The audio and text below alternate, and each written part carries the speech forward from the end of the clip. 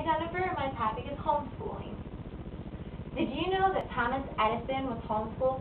Yes, Thomas Edison. He was one of the most famous and productive inventors of all time. He invented things like the light bulb, the phonograph, and the motion picture. He also helped improve the telegraph and telephone. He obtained a surprising 1,093 patents in his lifetime. Surprisingly, he was not one of the only historical figures that was homeschooled. Thomas Edison, Abraham Lincoln, George Washington, and Albert Einstein were also homeschooled. As far as Edison's story goes, he only spent 3 months in school. His teacher had a problem with him. She actually diagnosed him as retarded and talked to his mother about it, and his mother said, well, I guess I'm going to take him out of school and homeschool him myself. And Edison gave his mother credit for his success later in life because of her homeschooling. Homeschooling, although not clear to many people, is used as a quicker and efficient education method compared to the education traditional kids receive. Most people view homeschooling as one person, one place, and one source of knowledge base.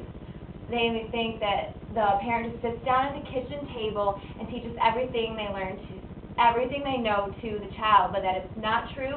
That is how Edison's story went, but nowadays, the past 100 years since then, they've changed it a lot. They use things like the community, for example, the library, churches, just to name a couple of things, and other people that help with homeschooling. And just example for library and churches, the children get away from negative influences, peer pressure, and troublemakers. Adults can also steer them in the right direction by giving them the one-to-one teacher-student ratio.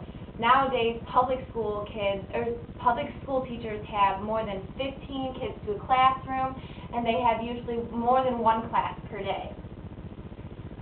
Those public school teachers don't have the time to help every single child individually all the time with things like problems with friendship, teamwork, and religion. And parents are more motivated, caring, and loving for their children. They have time to do this kind of thing because they want the most for their children, the most success in their child's progress. They also promote them good morals and good values, the way they want to be treated or want to be taught. Parents could also give them the time they need to learn certain things, like chemistry. If a child has help with chemistry, they could spend all day going over chemistry. But maybe if they're better at math, they can go right through math and then go right back to chemistry. They also have time for specific hobbies, like scuba diving, for example. That is not offered in many schools, not that I know of. And the parent can go on trips for scuba diving to help the child learn more about that if they really want to do that. And trips, for example, are great activities for kids. Kids love trips. I loved trips when I was little. And they're not like traditional school kids learn. They're always at a desk learning, and public school kids only have time